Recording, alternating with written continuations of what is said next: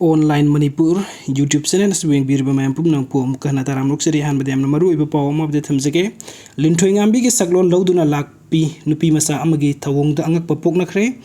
Masagi sahi tarama thoi khakta ngai ribi Nupinacha amana ku kina mi hathin hatkre haina lawribi mahiro hijam Linthoingambigi Saklon Lwduna Lakpi asiba haksang dabu phanglabadi khanna ngai ribi leikidribagi imung manung amasung miyamna ANGAKPA ama POKNAKHRE hojik lamda masida thoklibi irang asigi marakta hokhiba July 3 tagi thiba khangdana lakhiba Tera tongrom laikai degi mahiro hijam Linthoingambi amasung taken kolom laikai degi fizam hemanjit makhui ani hatkre habegi photo sing social media da viral set khra matung da hojik laikhidraba mahiro ani gi asi baksang sing puthokpiu haina miyam na kan bukhungjung sing ngai serak sidanga si khanghaudana lilong sajing degi sahi tara mathoirom surabi Nupinacha ama lai tonglakpaga loina mahak masamak Linthoingambi ni haiduna mahaki mayumda thinbiu hairakpadagi miyam ANGAKPA POKNAKHRE hairi lilong sajing degi Nupinacha asi haukhiba tha mangarungi mamangdagi lai tongduna hanaga manadaba mong matawsing ulaga lakhibani hairi ngasi ayu khanghaudana Nupinacha adu mahaki mayumda thinbiu chatningi haina kanna hairakibani hairi Nupinacha aduna imung manung amasung laikaigi miyamna ANGAKPA oibaga loinana khangnaraba matungda leikhidrabi mahiro Linthoingambigi imung manungga pau phaunaraba matungda ngasi nungthin pung 3 rom tarakpada tera tongrom leikaida leiba leikhidrabi mahiro Linthoingambigi yumda purakhi thodok adagi pau social media da thoklakpadagi tongan mafam kaya dagi asengba wari khangningba mi kaya tera tongrom leikaida leiba leikhidrabi Linthoingambi gi yumda laknaki miyamna Linthoingambigi yumda thomjilakpadagi miyam adu control tawnaba honabada ababa masu oinaki security person sing laktuna miyam adu bu control tawnaba su honaki paw adu tabadagi pawmi sing su mafam adu sangsinduna asengba asumba wafam sing adu karino haina khangdoknaba honaki adu bu ahanbada leikhidrabi Linthoingambigi imung manung gi maikai digi miyam da karigumba wafam sing amata phongdu u haibada yakide adu mapu Linthoingambigi leiminaba mahaki mama bok thokpi nupi amaga pawmi sing ka wari sanaba amadadi lakliba Nupinacha adu yamna sahi nauriba angangni hojik mahakna tawriba asi karino haibasu wakhal khanpham thokte leikhidrabi masanapi Linthoingambigi mawung matawsu amuk lawi amuksu hek tawde aduga ngakliba wafam amadi lilong sajing dagi lakhibi Nupinacha aduna Linthoingambina yamna pamjaba sinju adu sage herkpadagi makhoina lilongda satlaga sinju adu thillui maduda Nupinacha aduna yumda oina sajaruge haina sakide adudagi Nupinacha adu tera tongrom leikaida purakhi maduda amukta su ukhidribi Nupinacha aduna Linthoingambini mahaki imung manunggi mi singda kauba ming gau adumak sapmanana kauduna ngang sakpada ANGAKPA amasu oinaki Nupinacha adu ngarang dagi saba chara helaki adubu ngasi mahakna laklaga nga thongba chaningi haibadagi Linthoingambigi imung manungda Linthoingambi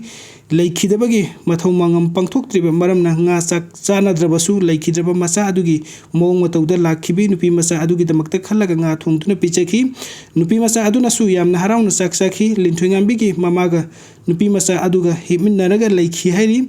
ngasi Nupinacha adubu thinbada yaukhibi lilong sajing dagi nupi amana pawmi sing da hai ngasi ayuk lilong sajing da miyam gi oibas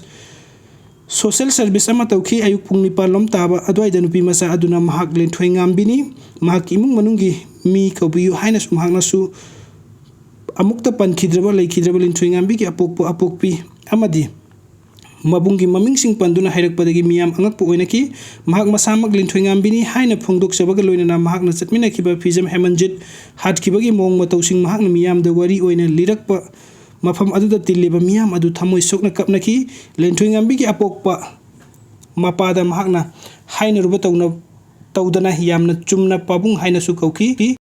Linthoingambigi apokpa mapada mahakna haina ruba tawdana yamna chumna pabung haina su kauki Linthoingambigi mabokta konsinki Nupinacha aduna Linthoingambi amasung hemanjit pu yamna tamthina ot nairaga hatkibagi wari singsu likhi hairi lilong sajing dagi lakhiba Nupinacha adu ngasi numidang pung 10 ga makhairom tabada mahaki imung manunggi mi singna mayumda amuk puraga chatkhi hairi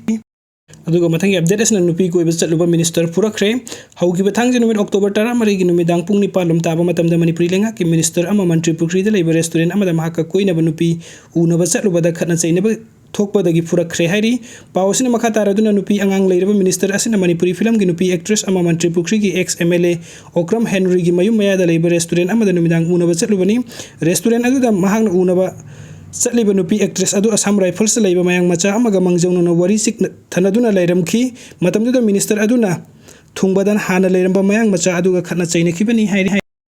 actor अमा फमदुना लेरंबा restaurant अमदा minister अमगा खुद थोकनाख्रबरा मे अहुमदगी cookie militants मणिपुरदगी मखोइगे तोंगानबा administration पीगदबनी हाइदुना India रेंगाक्ता तक्सिलगा मितै फुरुपता ओनसिनदुना तमथिरबा launch थरकपदगी लोइसिनबा नाइरक्तदुना हा car लाउनरिङै चैरक्ता हैरांगलिङैदा युरांगी हाइबगी थौदोक अदुगुम्बा मंत्रिपुरखिगी मफम अमदा लैबा ex minister अमगी मयुम मनाक्ता लैबा restaurant अमदा फिल्मगी एक्ट्रेसनी हाइबा